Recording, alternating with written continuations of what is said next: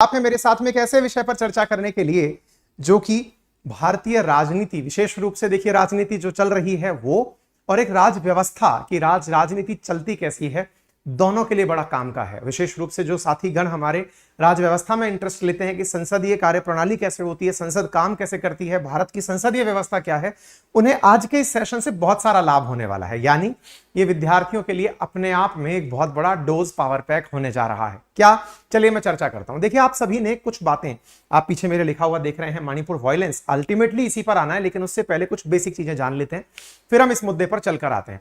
आपने जब भारत के संविधान के बारे में जानकारी ली एज ए विद्यार्थी, जब आपको यह पता चला कि हमारे यहां पर संसदीय व्यवस्था है और अमेरिका में अध्यक्षीय प्रणाली अपनाई जाती है, प्रेसिडेंशियल प्रणाली अपनाई जाती है, संसदीय व्यवस्था होने का असली मतलब क्या होता है? तो हमें कहा गया कि हम बहुत समय तक ब्रिटिश उपनिवेश रहे हैं, तो हमने वेस्टमिंस्टर मॉडल जो ब्रिटेन में अपनाया जाता है वो कॉपी किया है। तो हम इस बात को सुनकर सही हुए, ठीक है ब्रिटिशर्स ने हम पर राज किया है तो संभव है हमने उन्हीं का मॉडल अपना लिया होगा। यहां तक भी हम शांत हो गए, लेकिन फिर भी हमें यह समझ नहीं आया कि संसदीय व्यवस्था क्या होती है। तो थोड़ा सा संसदीय व्यवस्था, पार्लियामेंट्री सिस्टम के बारे में जान लीजिए। जब यह बोला जाता है कि देश में संसदीय व्यवस्था है, इसका एक बहुत बड़ा मैं आपको पॉइंट बताता हूं जिससे आपको यह लगे कि यार अच्छा, इसलिए ये शब्द का उपयोग इतना ज्यादा जोरदार तरीके से किया जाता है क्या। मैंने कहा व्याख्या के लिए तो बहुत सारे पॉइंट है, लेकिन जो आज पॉइंट बताने जा रहा हूं वो ये है कि जो भी मंत्री परिषद है, जो भी काउंसिल ऑफ मिनिस्टर्स है, वो काउंसिल ऑफ मिनिस्टर्स भारत के संविधान में लिखे हुए आर्टिकल 75 के क्लॉज 3 के तहत संसद के प्रति जिम्मेदार होती है।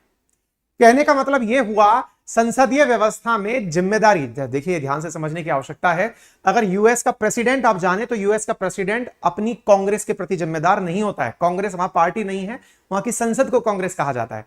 लेकिन भारत के अंदर जो भी सरकारें हैं, संसदीय व्यवस्था की सबसे बड़ी ताकत क्या है कि council of minister is responsible for the parliament. ठीक है, यहां पर संसद जिस शब्द को बोला गया, अमेरिका में उसे कांग्रेस बोला गया। सर ये सब बातें क्यों बता रहे हो? मैंने कहा यहीं से तो सारा प्रश्न निकल कर आता है कि जब सत्तारूढ़ पार्टी यानी काउंसिल ऑफ मिनिस्टर संसद के प्रति जवाबदेह है, तो यह बात कहां लिखी है? आर्टिकल 75 क्लॉज 3 में लिखी है। तो इसका मतलब जवाबदेह यानी अकाउंटेबल होने का अर्थ क्या हुआ? अर्थ यह हुआ कि जवाबदेही तय की जाएगी। अगर आप अकॉर्डिंग टू संसद नहीं चले तो आपकी सरकार गिरा दी जाएगी। बाय द वे, सरकार बनती कैसे है, सरकार गिरती कैसे है? मैंने कहा चलिए इसको भी जान लेते हैं। देखिए सरकार बनने और बिगड़ने का खेला होता है लोकसभा में उपस्थित सीटों के आधार पर। देश के अंदर 543 सीटें फिलहाल जो वर्किंग हैं, उनमें से आधी से अधिक सीटें जो भी पार्टी अपने साथ लेकर चली जाती है वो अपनी सरकार बना ले जाती है। फिर दिमाग में फिर प्रश्न आता है कि सर एक बात बताइए, अगर आधी से अधिक सीटें जो ले गया वो सरकार बना ले गया, तो क्या उसकी भी सरकार गिराई जा सकती है? मैंने कहा जिसके पास बहुमत है संसदीय व्यवस्था का, आप दूसरा पॉइंट समझिए कि पार्टी या फिर काउंसिल ऑफ मिनिस्टर संसद के प्रति जिम्मेदार है, ये तो सत्य है, लेकिन संसद में उनकी सरकार क्यों है? तो इसके बारे में तथ्य नंबर 2 जानिए, क्योंकि वहां पर बहुमत का शासन है। आधे से अधिक सीटें 543 डिवाइडेड बाई 2, जो नंबर निकल कर आए 271, उससे ऊपर 273 सीटें जिसके पास भी हैं, यदि वो 273 सीटों वाली पार्टी है तो वो सत्ता में बरकरार रहेगी। फिर एक प्रश्न बना कि सर अच्छा इसका मतलब यह हुआ कि जिनके पास में बहुमत है वो सरकार में रहेंगे, तो फिर जवाबदेही तय कैसे हुई? जवाबदेही तय ऐसे हुई, क्या पता किसी दिन ऐसा हो जाए कि जो सत्तारूढ़ पार्टी है उस पार्टी के ही कुछ सदस्य सरकार के खिलाफ खड़े हो जाएं और वो ये कह दें कि नहीं, हमें अपनी ही सरकार में विश्वास नहीं है।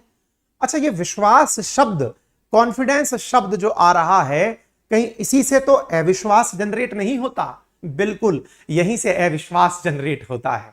मेरे प्यारे साथियों, भारत के अंदर संसद को चलने की नियमावली होती है।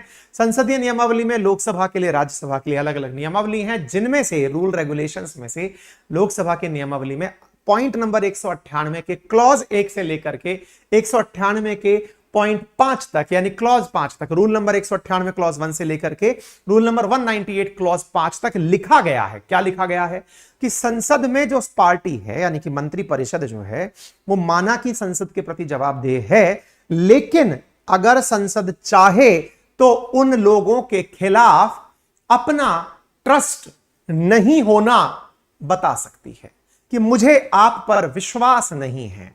किस बात का? कि आपके पास इतना नंबर है कि आप सरकार चला पाएंगे। उम्मीद है कि आपको अब यह तार्किकता समझ में आ रही हो। पॉइंट दर पॉइंट 75-3 से शुरू हुई कहानी जवाबदेही पर टिकी। जवाबदेही तय करने का तरीका हुआ कि आप बताइए कि आपके पास बहुमत है। बहुमत है तो फिर अब आप आकर यह बताइए कि मुझे आपके ऊपर विश्वास नहीं है कि आपके पास बहुमत है।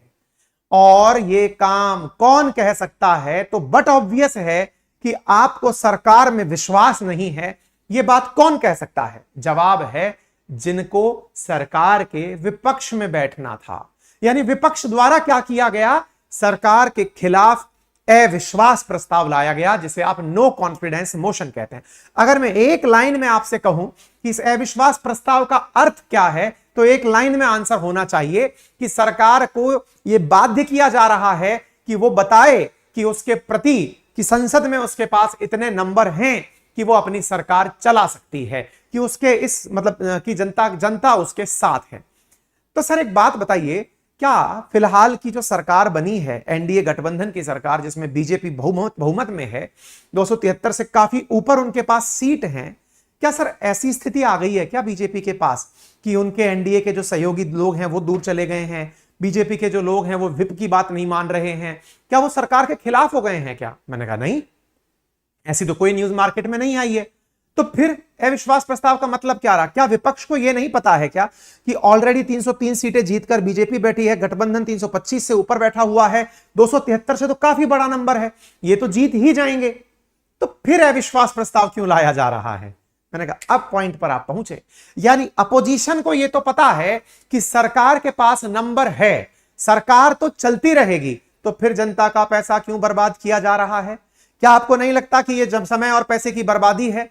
खामोखा अविश्वास प्रस्ताव ले आए, दिख रहा है कि उनकी सरकार नहीं गिरेगी, फिर क्यों लाए? अरे हमने कहा ठहरिए जरा, ये इसलिए लाया जा रहा है ताकि आप आज इकट्ठे होकर ये सुनने आए हैं कि देश में सरकार पर अविश्वास हो गया है। किसे? अपोजिशन को। सर अपोजिशन को तो एनी टाइम अविश्वास रहेगा। अरे हमने कहा ठहरिए, अपोजिशन को एनी टाइम अविश्वास नहीं होता है। बोले क्यों? जब देश में कोई गंभीर विषय उत्पन्न हो तब अपोजिशन कहता है कि सरकार का ध्यान आकर्षित करते हुए इस विषय पर गंभीर चर्चा करने की आवश्यकता है, क्योंकि इस विषय के बाद में और कोई विषय डिस्कस नहीं किया जाएगा। देश में केवल एक ही विषय डिस्कस होगा जिस विषय के ऊपर चर्चा अनिवार्य है। इसका मतलब अविश्वास किसी प्रायोजन से आता है। आज का प्रायोजन क्या है? मणिपुर वायलेंस। यानी कि अगर मैं कट टू दी शॉर्ट अगर आता हूं तो अविश्वास प्रस्ताव लाने की जो असली वजह है वो क्या है? अपोजिशन चाहता है कि सरकार इस मामले पर बहस करे, चर्चा करे, और चर्चा होने के बाद इस विषय पर वोटिंग हो, और वोटिंग के आधार पर यह तय किया जाए कि देश किस दिशा में जाएगा। तो उम्मीद है आपको पहला पॉइंट क्लियर हुआ होगा कि अविश्वास लाया क्यों जाता है सरकार। फिर आपके दिमाग में फिर प्रश्न बनेगा, तो सर ये तो गड़बड़ लिख दी, फिर तो हमारे संविधान में बड़ी भूल कर दी, लोकसभा की नियमावली में बड़ी भूल कर दी, कोई मतलब ही नहीं रहा फिर तो अविश्वास लाने का। अरे रहा है भाई, देश में अभी तक 27 बार अविश्वास लाया गया है, और आपको जानकर आश्चर्य होगा कि 3 बार सरकारें गिर भी चुकी हैं। यानी अविश्वास लाने से कई बार सरकारें गिरती हैं। ताजा चाहे अटल बिहारी वाजपेयी की सरकार हो, देवेगौड़ा की सरकार हो, या वीपी सिंह की सरकार हो, सरकारें 3 बार अविश्वास लाने से गिरी भी हैं। फिर बड़ा सवाल बनता है 27 बार अविश्वास लाया गया। जी हां सर, मैं इतिहास का विद्यार्थी हूं, जानना चाहता हूं पहली बार कब आया? 1963 में सबसे पहले पंडित नेहरू के खिलाफ जेपी कृपलानी के द्वारा लाया गया था। क्या सरकार गिर गई थी? नहीं, एक विषय पर बड़ी बहस हुई, सरकार नहीं गिरी, हालांकि वोटिंग जरूर होती है। अच्छा, इसका मतलब ये बड़ा प्रश्न है। तो फिर एक बात बताइए सर, सबसे ज्यादा किसके खिलाफ अविश्वास प्रस्ताव लाया गया? इंदिरा गांधी के खिलाफ 15 बार अविश्वास प्रस्ताव लाया गया। सर वर्तमान सरकार के खिलाफ क्या पहले भी कभी अविश्वास आया है? यस, 2019 के लोकसभा चुनाव के लिए मोदी जी जब जा रहे थे उससे 1 साल पहले 18 में भी उनके खिलाफ अविश्वास प्रस्ताव लाया गया था। 2018 में जब अविश्वास प्रस्ताव लाया गया था तब मोदी जी ने एक बात यूं ही मजाकिया लहजे में पेश कर दी थी और कहा था, तैयारी करिए कि अगले 5 साल में आप फिर से मेरे खिलाफ एक और अविश्वास लाएं। उनका तर्क था कि 2018 के बाद हो रहे 19 के चुनाव तो हम जीत ही रहे हैं, क्योंकि आप तो जनता के दिखाने के लिए कि अब सरकार हटा दो, इलेक्शन होने चाहिए, लेकिन मैं आपको कहता हूं कि आप 2023 की तैयारी करिए, आप तब जाकर अविश्वास लेकर आएंगे। उनकी बात सत्य निकली। सत्य यूं निकली कि 2018 के बाद अब 2023 है, अपोजिशन उनके खिलाफ अविश्वास लाया है, मोदी जी सरकार बनाने में कामयाब हुए। तो बड़ा सवाल यह है कि चर्चा पर भाग कौन रहा है? अविश्वास प्रस्ताव लाने की जरूरत क्या थी? क्या संसद के 3 सत्र काफी नहीं है? संसद में 3 सत्र होते हैं। संसद के अंदर सबसे पहले बजट सत्र है, मानसून सत्र है, विंटर सत्र है। मानसून सत्र चल रहा है, मानसून सत्र में चर्चा हो क्यों नहीं रही है? सदन तो चलती ही चर्चा के लिए है सर, कानून पास होने के लिए है, चर्चा हो क्यों नहीं रही है? मैंने कहा इसका भी एक कारण है। बोले बताइए जरा इसका क्या कारण है? बोले इसका सबसे बड़ा कारण यह है कि संसद चलना तो चाह रही है, लेकिन सांसद जो वहां बैठे विपक्ष में हैं वो चाहते हैं कि प्रधानमंत्री खुद इस घटना पर कुछ बोलें। तो फिर साहब प्रधानमंत्री क्यों नहीं बोलते? हमने कहा ये तो प्रधानमंत्री से पूछिए। प्रधानमंत्री लेकिन पत्रकारों के सामने संसद सत्र से पहले जरूर आकर बोल गए और कह गए कि मणिपुर की घटना से स्तब्ध हूं, आरोपियों पर कठिन से कठिन कार्रवाई की जाएगी। अपोजिशन को लगा कि हमने इतना बड़ा माहौल बनाकर तैयार किया था, प्रधानमंत्री संसद में बोलने की जगह बोल गए पत्रकारों में, और जब पत्रकारों में बोलना होता है तो बोल जाते हैं संसद में। ये अपने फील्ड पर हमें खिला रहे हैं। अपोजिशन खफा हो गया कि यार गजब कर रखा है, हमने इतना माहौल बना करके रखा, देश में ये बताकर रखा कि मणिपुर वायलेंस पर सरकार चुप है, सरकार चुप है, और आप आते हैं अचानक मुंह खोल देते हैं कि आप कार्रवाई करेंगे। ये कोई बात हुई क्या? हमने इतनी मेहनत करी, बर्बाद कर दी, अब तो मेहनत और की जाएगी। क्या मेहनत की जाएगी? संसद के अंदर आइए प्रधानमंत्री जी और हमारे सवालों का जवाब दीजिए। यानी एक प्रकार से ये स्थिति बड़ी विचित्र होने जा रही है। कई बार संसद में प्रधानमंत्री बोलते हैं तो विपक्ष वॉकआउट करके भाग जाता है, और जब प्रधानमंत्री नहीं बोलते हैं तो संसद चलने नहीं दी जाती है। स्थितियां बड़ी क्या विचित्र हैं। और ये पता है सारा मसला क्यों होता है? आपका और मेरा ध्यान अपनी तरफ आकर्षित करने के लिए। ये सब प्रस्ताव सब कुछ नहीं है, ये सब ध्यान आकर्षण है। किसका? मतदाता का। ताकि मतदाता को लगे कि अपोजिशन मेहनत कर रहा है, लगे कि सरकार में कुछ गड़बड़ चल रही है। यानी ये जितनी भी चीजें हो रही हैं, इन्हें आप 2 मिनट में रुकवा सकते हैं। आप पूछेंगे कि क्या इन सबको टेबल पर बिठाकर बातचीत करने के लिए कह दिया जाए कि सर प्लीज शांत हो जाइए, बातचीत करिए। अमित शाह जी जाकर के सबसे कह दें कि साहब थोड़ी देर शांति रखिए, प्लीज इस तरह से मत करिए। प्रधानमंत्री कहते प्लीज शांति रखिए, इस तरह से मत करिए। क्या संभव है? नहीं संभव है। क्यों संभव नहीं है?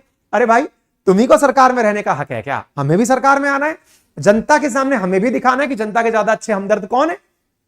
ओके, तो ये खेला सर जनता के सामने आने का हो रहा है। मैंने कहा हाँ सर, जनता के सामने वैसे इन बातों को लाता कौन है? उन्होंने कहा अब सही जगह पकड़ गए तुम। भैया जनता के सामने लेकर भी हम ही लोग आते हैं।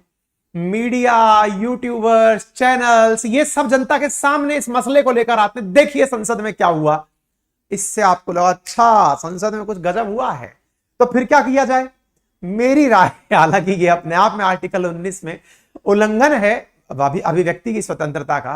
अगर देश की संसद सही तरीके से आप चलवाना चाहते हो, संसद की कार्यवाही के समय मीडिया आराम पर भेज दो कि मीडिया आप देश के और मुद्दों पर ध्यान आकर्षित करो, आप संसद में क्या चल रहा है इस विषय को कवरेज मत दो, बस देश अपने आप चलने लगेगा।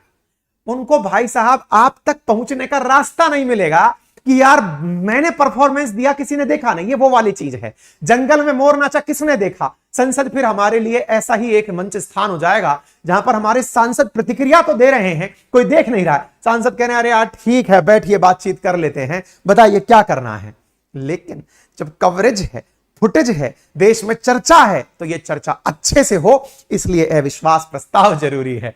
तो उम्मीद है आप सभी साथियों को यह बात तो समझ में आ गई होगी कि इस विषय का मुद्दा क्या है, मतलब इस विषय पर क्या मतलब असली चर्चा का सूत्र क्या है। और सबसे बड़ी बात यह भी समझ में आ गई होगी कि इससे अल्टीमेट गोल क्या है कि आप लोगों की नजर में आना है। तो यह भूल जाइए कि सरकार गिरेगी कि नहीं गिरेगी, वो चाहिए भी नहीं। सबको पता है कि सरकार के पास नंबर चल रहा है, सरकार के पास बहुमत है। लेकिन इस विषय से आप कम से कम अपोजिशन में जो फिलहाल INDIA नाम का गठबंधन बना है, उस गठबंधन को आप वैल्यू दे पाएंगे कि देखिए सरकार के खिलाफ अविश्वास ये लेकर आ गए, वो चीज आपको दिखाई दे, यही सबसे मायने की है। लेकिन इस कड़ी के बाजीगर अपने आप में मोदी जी अपने आप को मानते हैं कि तुम मेहनत करोगे, मंच तुम बिठाओगे और मंच पर भाषण हम देने आएंगे। अब जब पूरा देश इस विषय पर अपनी तरफ से नजरें गड़ाकर बैठा हुआ था कि भाई साहब मोदी जी कुछ बोलेंगे, वो मीडिया के सामने बोल गए।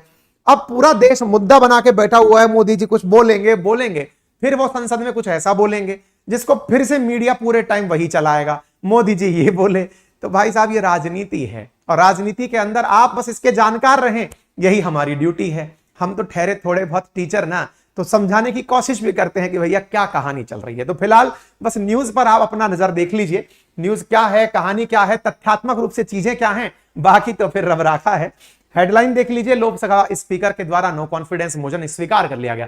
तथ्यात्मक जानकारी जान लीजिएगा कि ये विपक्ष के एक गोगोई साहब हैं, रंजन गोगोई, नाम बता दूंगा, जिन सांसद के द्वारा यह प्रस्ताव लाया गया।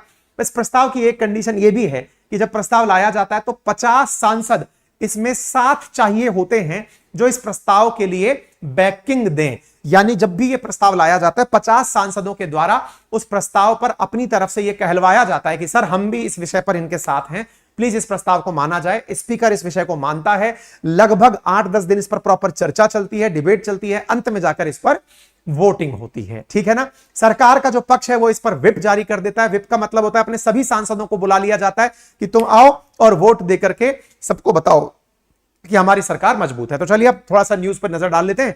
मैंने बात तो सारी समझा दी है, अब आपको यहां पर दिखा देता हूं। नो कॉन्फिडेंस मोशन क्या है समझा चुका हूं, सारी बातें लोकसभा में क्या है ये मैं बता चुका हूं, अविश्वास प्रस्ताव क्या होता है, कहां लाया जाता है, सदन के सत्र दिखा चुका हूं, और ये मैं तो मतलब लगभग सारी बातें बता चुका हूं। 75 की बात भी बता चुका हूं, 50 सांसदों की कहानी भी कह चुका हूं, प्रस्ताव की संख्या बता चुका हूं। हाँ, इंडिया के अंदर कौन कौन से अलायंस हैं या फिर कौन से सांसद इनके पास में, कुल 142 INDIA नाम से जो अलायंस बना है उनके पास में है, तो आप उन्हें देख सकते हैं। Thank you.